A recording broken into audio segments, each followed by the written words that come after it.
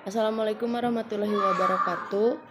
Perkenalkan, nama saya Neni Nuristiani. Saya dari Prodi S1 PGSD. Di sini saya akan membuat penjelasan tentang perbedaan pendidikan jasmani dan olahraga. Ini adalah salah satu tugas dari mata kuliah pendidikan jasmani dan olahraga.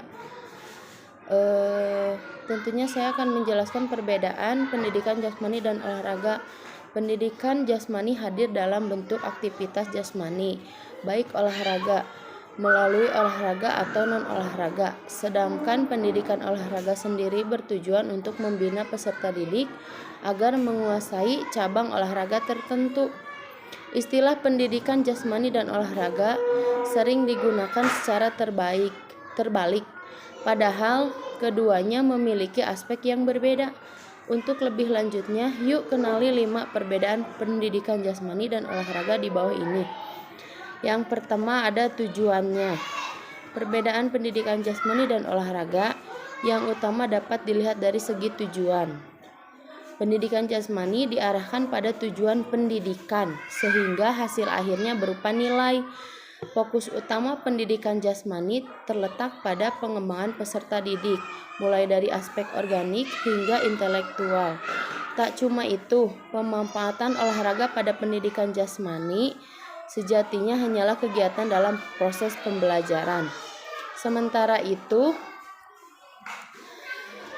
olahraga bertujuan mengejar prestasi dan cita-cita.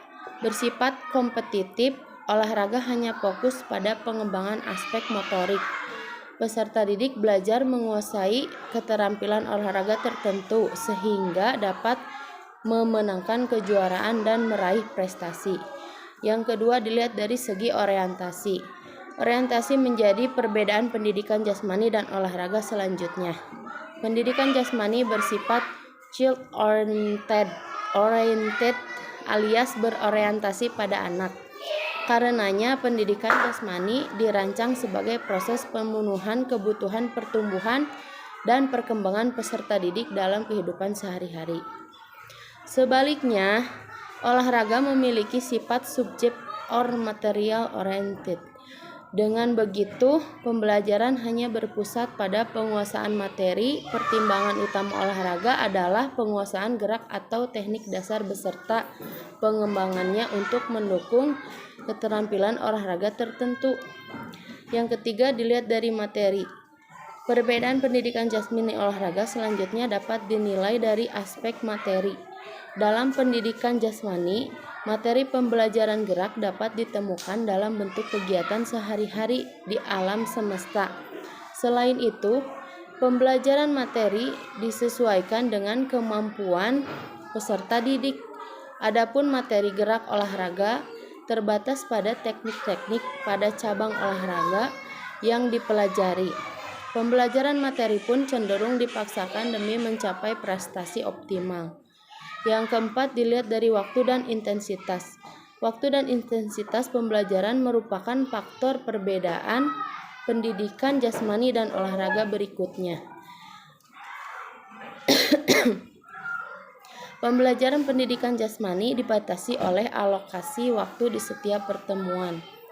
Organ-organ tubuh peserta didik juga dipengaruhi durasi pembelajaran.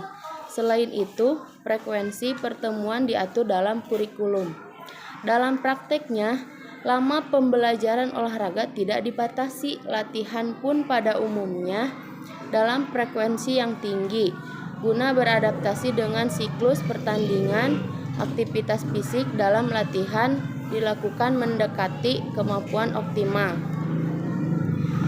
Yang terakhir dilihat dari peraturan. Sistem peraturan yang berlaku menjadi perbedaan pendidikan jasmani dan olahraga.